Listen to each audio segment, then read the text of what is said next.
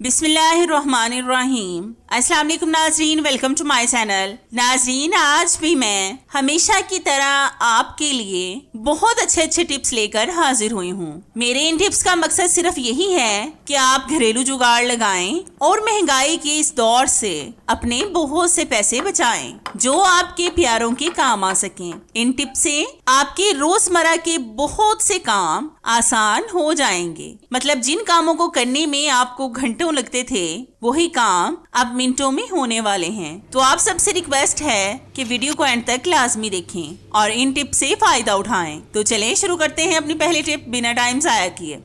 नाजरीन, आपने अक्सर देखा होगा कि इस तरह का एल्युमिनियम का पैन हम सबके घर में मौजूद होता है, लेकिन इसमें हम जो भी चीज फ्राई करें या फिर पकाएं तो वो इसके साथ ही चिपक जाती हैं। आज मैं आपको एल्युमिनियम के पैन को नॉन स्टिकी पैन बनाने की टिप बताऊंगी, जिससे ये ऐसे ही वर्क करेगा जैसे नॉन स्टिकी पैन करता है। तो इसके लिए सबसे पहले हम इसको गैस स्टोव पर रखकर अच्छी तरह से गर्म करेंगे। आपने पैन को अच्छी तरह से गर्म करना है। जब अच्छी तरह से गर्म हो जाए तो फिर हम इसमें डालेंगे थोड़ा सा पानी। जब पानी की छोटी छोटी सी बॉल्स बन जाएं तो आप समझ जाएं कि आपका एल्युमिनियम का पैन नॉन स्टिकी पैन बन गया है। आप देख रहे हैं कि इस पैन में भी बॉल्स बन गई हैं। अब ये ऐसे ही काम करेगा जैसे नॉन स्टिकी पैन काम करता है। बहुत से लोग नॉन स्टिकी पैन खरीद भी नहीं सकते। अल्लाह ताला सबको तौफीक दे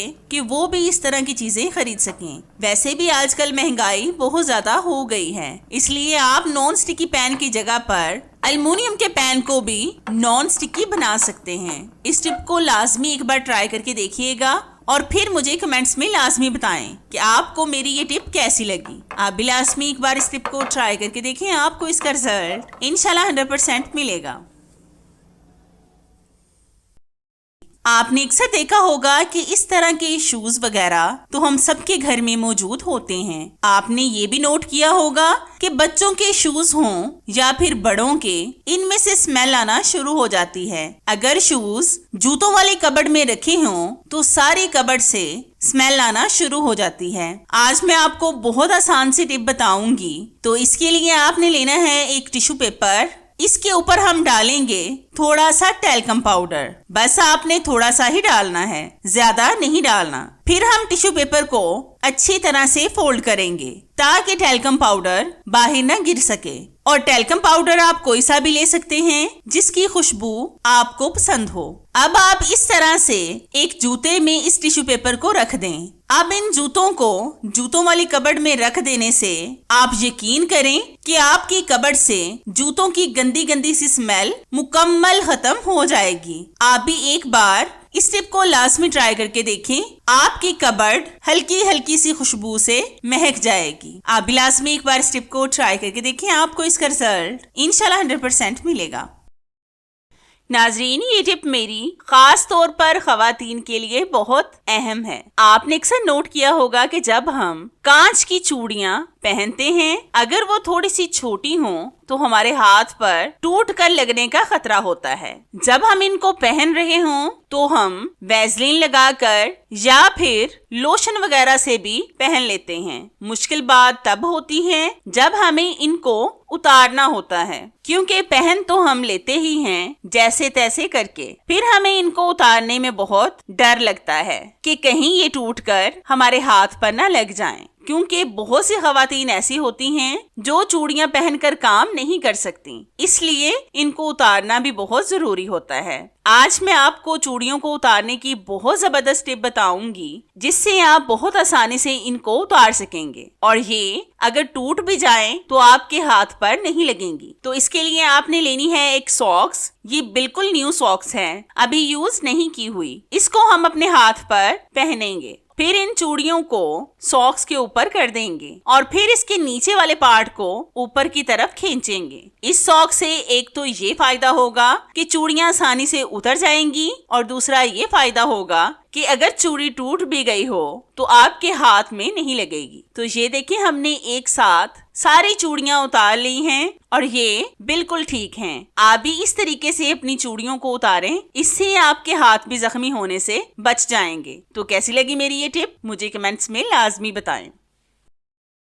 नाजरीन, आज मैं आपके साथ बहुत जबरदस्त टिप शेयर करूंगी। तो इसके लिए हमें चाहिए एक हैंगर जिस पर हम कपड़ों को हैंग करते हैं। फिर हम लेंगे 4 अदद क्लॉथ क्लिप्स। आज हम बहुत जबरदस्त सा ऑर्गेनाइजर बनाने वाले हैं, इसलिए हमें ये चीजें चाहिए। अब हम इन क्लॉथ क्लिप्स को लोहे की तार के साथ हैंगर पर लगाएंगे। मतलब इसको इस तरह से लगाएंगे कि ये हिले ना। आपने इसको अच्छी तरह से फिक्स करना है। आपने अक्सर देखा होगा कि सर्दियां आते ही हमें बच्चों के सॉक्स और कैप्स धोने की टेंशन रहती है, क्योंकि कैप्स वगैरह ऊन के होते हैं। टेंशन धोने की नहीं होती बल्कि इनको सुखाने की होती है। अगर हम इनको छत वगैरह पर डाल दें तो इनके गिरने का खदशा होता है और ये छत पर जल्दी खुश्क भी नहीं होती। अक्सर हम बच्चों के सॉक्स और टोपियां रात के वक्त ही धोकर डालते हैं, क्योंकि जब बच्चे स्कूल से आते हैं फिर ही हम उनके सॉक्स को वॉश करते हैं और सारी रात में वो खुश्क भी नहीं होते।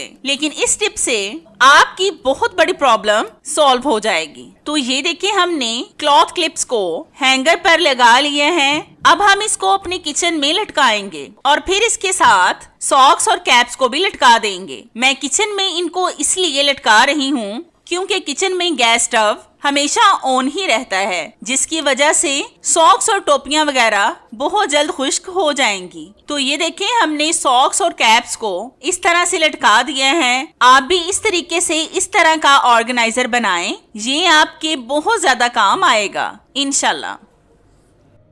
नाज़रीन, आज मैं आपके साथ बहुत जबरदस्त टिप शेयर करने जा रही हूँ। आपने अक्सर देखा होगा कि हॉट पॉट का इस्तेमाल तो हम सब घर में करते हैं, लेकिन मुश्किल तब होती है जब इसमें से स्मेल आना शुरू हो जाए। फिर इसमें से जल्दी स्मेल भी खत्म नहीं होती। आज मैं आपको बहुत जबरदस्त टिप बताऊंगी जिससे आपके हॉट पॉट से स्मेल मुकम्मल खत्म हो जाएगी। तो इसके लिए आपने लेना है एक दिया। इसको आपने हॉट पॉट के अंदर रखना है। अब हम इसमें डालेंगे 2 अदद तेजपात के पत्ते। इनको हम हाथों से तोड़कर छोटे छोटे से टुकड़े करके इस दिए में डालेंगे। फिर हम इसमें ऐड करेंगे 2 अदद लौंग। ये साबुत लौंग ही आपने डालने हैं। अब हम इन पत्तों को जलाएंगे माचिस के साथ। मतलब आपने जलाना नहीं है, इसकी धुनी लगानी है। जब हल्का हल्का सा धुआं हो तो हॉट पॉट के कैप को फौरन से बंद कर दें ताकि सारा धुआं अंदर ही रुक जाए। आपने 1 से 2 मिनट के लिए इसको ऐसे ही बंद कर देना है।